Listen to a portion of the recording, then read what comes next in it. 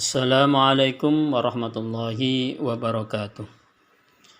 Alhamdulillahilladzi hadana lihadza wa ma kunna linahtadiya laula an hadanallah. Allahumma shalli wa sallim ala sayyidina Muhammad wa ala alihi wa ashabihi wa jami' man tabi'a hudahu wa balah amma ba'd. Bapak Ibu, saudara jemaah saya hormati, bersyukur tiada henti kita selalu kepada Allah. Dengan sebab nikmat, rahmat, hidayah, fadilah dari Allah Subhanahu wa Ta'ala, kita masih diberikan kesempatan umur panjang, sehat walafiat untuk meniti hari-hari kita, mengisi hari-hari kita dalam kehidupan dunia ini. Tentunya dalam rangka mengumpulkan bekal untuk kampung akhirat. Salawat serta salam semoga tetap terlimpah curah pada Rasulullah Muhammad sallallahu alaihi wasallam, panutan, teladan dan uswah bagi kita semuanya. Bapak Ibu hadirin yang saya hormati, dalam kesempatan ini saya ingin sampaikan sebuah ayat yang menjadi rujukan kita dalam kesempatan ini. Allah Subhanahu wa Ta'ala berfirman, A'udzubillahi minasyaitonirrajim. Bismillahirrahmanirrahim. Wa minal laili fatahajjad bihi nafilatan lak asa ayyab'atsaka rabbuka maqaman mahmuda. Al-ayah. Wallahu a'lam bimuradi. Wa minal laili, dan di sebagian malam, fatahajjad bihi, maka bangunlah kamu untuk sholat malam, nafilatan lak, sebagai ibadah tambahan bagi kamu. Asa ayyab'atsaka rabbuka maqam mahmuda. Mudah-mudahan Tuhan akan mengangkatmu ke derajat yang lebih terpuji. Bapak Ibu jamaah yang saya hormati, ayat ini menjadi dasar bahwa sholat tahajud ataupun sholat malam adalah bagian sholat yang diperintahkan oleh Allah Subhanahu wa Ta'ala. Para ulama ketika menafsirkan kata nafilatal lak, memaknai bahwa itu menunjukkan kewajiban, kefarduan tambahan kepada Nabi Muhammad. Pada awal-awalnya memang tahajud ini menjadi sholat yang diperintahkan, bahkan difardukan kepada Nabi Muhammad dan umat pada saat itu. Tetapi Nabi Muhammad SAW mencoba menyelami bahwa ini akan memberatkan umatku. Sehingga beliau bersabda, laula an asyukku ala ummati la faradtuh. Andaikan ini tidak akan memberatkan bagi umatku, maka saya pasti akan fardukan. Karena memang begitu dalam, begitu besar hikmah yang bisa diperoleh dari sembahyang ataupun sholat tahajud ini. Sehingga kemudian para ulama menafsirkan ayat ini, kemudian maknanya ataupun pesannya dimansuh dengan ayat tentang kewajiban sholat 5 waktu. Termasuk dalam ayat Al-Muzammil, ketika Allah Subhanahu wa Ta'ala berfirman, faqra'u ma tayassara minhu. Itu menjadi dasar bahwa kewajiban melaksanakan sholat tahajud itu yang pada awal-awal dilaksanakan oleh Nabi Muhammad dan juga orang-orang yang menyertai beliau pada saat itu dimansuh dengan ayat yang tadi. Sehingga para ulama menyepakati bahwa kewajiban itu hanya khusus untuk Nabi Muhammad semata, tidak untuk umatnya. Sebagaimana dalam hadis yang lain itu kan ada 3 hal yang wajib bagiku dan sunnah buat umatku. Yang pertama adalah sholat witir, yang kedua adalah siwak, yang ketiga adalah qiyamul lail.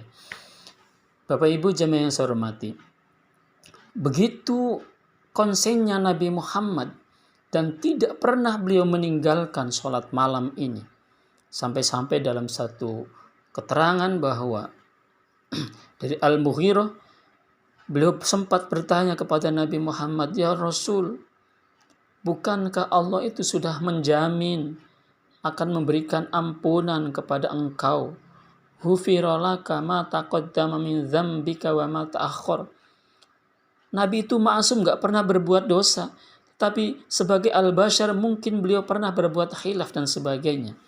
Tetapi andaikan itu pun terjadi, sudah ada jaminan dari Allah Subhanahu wa Ta'ala bahwa itu akan dimaafkan dan diampuni oleh Allah Subhanahu wa Ta'ala.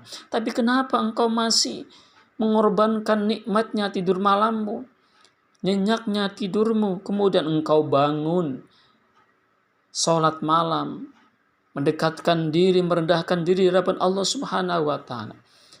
Ternyata jawab Nabi ringan saja. Afala akuna abdan syakur. Apakah saya tidak boleh jadi hamba yang bersyukur? Jadi bentuk syukur Nabi Muhammad terhadap apa yang sudah Allah anugerahkan kepadanya, nikmat yang tidak terhingga, kebaikan yang tidak terukur yang Allah berikan kepada Nabi Muhammad, beliau wujudkan syukurnya itu diantaranya dengan sholat malam. Sampai kemudian satu riwayat menyatakan Nabi Muhammad itu telapak kakinya sampai memar, kemerah-merahan, karena beliau begitu lamanya ketika sujud, begitu lamanya beliau ketika melaksanakan sholat malam, karena keasyikan nikmat yang mungkin beliau rasakan ketika mendekat dengan Allah Subhanahu wa Ta'ala di saat heningnya malam, saat orang lain tidur nyenyak. Bapak Ibu jamaah yang saya hormati, wa minal laili fatahajjat bihi nafilatan lak asa ayyab'atsaka rabbuka maqaman mahmuda. Sungguh begitu banyak limpahan kebaikan yang Allah akan berikan. Bahkan di satu hadis yang lain disebutkan, inna fi laili sa'atan la yufafikuha abdun muslimun yas'alullaha min khairid dunya wal akhirah illa a'tahu iya. Bahwa di satu malam itu ada satu saat, satu momen, siapa hambaku, siapa abdun muslimun, seorang hamba beriman, seorang muslim yang bangun malam, datang melaksanakan sholat, merendahkan diri di hadapan Allah Subhanahu wa Ta'ala, kemudian bermohon kepada Allah Subhanahu wa Ta'ala. Dan kebetulan pas dengan saat itu, momen itu, dia bermohon kepada Allah Subhanahu wa Ta'ala, illa antahu iyyahu, Allah akan kabulkan permintaannya.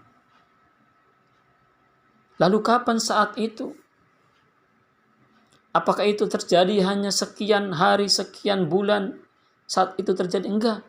Ternyata dalam lanjutan ayat hadis disebutkan wahwa atau wahia fi kulli lailatin. Saat itu akan selalu ada setiap harinya. Tinggal kapan kita mencarinya dan kapan kita diberikan kesempatan untuk bisa bertemu bertepatan dengan momen itu. Maka apa yang diminta illa a'tahu, apapun itu akan dikabulkan oleh Allah Subhanahu wa Ta'ala. Bapak Ibu, saudara jamaah yang saya hormati, Al-Imam Al-Ghazali pernah menyampaikan penjelasan, idza kana al-lailu nada munadin min tahtil arsy, ketika datang malam ada panggilan dari bawah arsy, ala liyakumal abidun fayakumun wa yusallun masya Allah. Wahai hamba-hambaku, hendaklah kalian bangun malam untuk melaksanakan sholat, masya Allah. Wa nada munadin fi syatril laili ala liyakumal khaifun alladzina yutiluna qiyamahum was-salata ila sahur. Wahai hamba-hambaku yang memiliki rasa takut kepadaku. Siapa dia? Alladzina yutiluna qiyamahum was-salah. Mereka yang memanjangkan sholatnya di waktu malam. Mereka bangun malam begitu nikmatnya datang kepadaku. dia lupakan kenikmatan tidurnya, kenikmatan duniawinya. Dia lebih merasakan nikmat berdekatan denganku. Sehingga kemudian ia panjangkan sholatnya sampai sahur. Ala liyastaghfiruna. Wahai hamba-hambaku, hendaknya mereka meminta ampun kepadaku. Fa'aghfiru lahum. Maka aku akan ampuni dosa-dosanya. Wa idza tola'al fajru. Ketika fajar datang, panggilan pun itu datang tetap dengan redaksi yang sedikit berbeda. Ala yakumal ghafilun kumu min firashihim.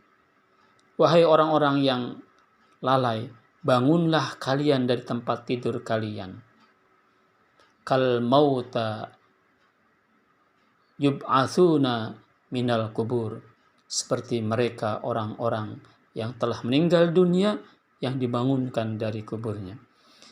Bapak Ibu jamaah yang saya hormati, itu sekilas tentang betapa agung, betapa besar hikmah kebaikan yang dapat diraih dari mereka yang siap mengorbankan nikmatnya tidur di waktu malam. Dia bangun, laksanakan sholat, mendekatkan diri kepada Allah Subhanahu wa Ta'ala.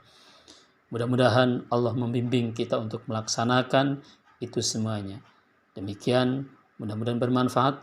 Wallahul muwaffiq ila aqwamit thoriq. Wassalamualaikum warahmatullahi wabarakatuh.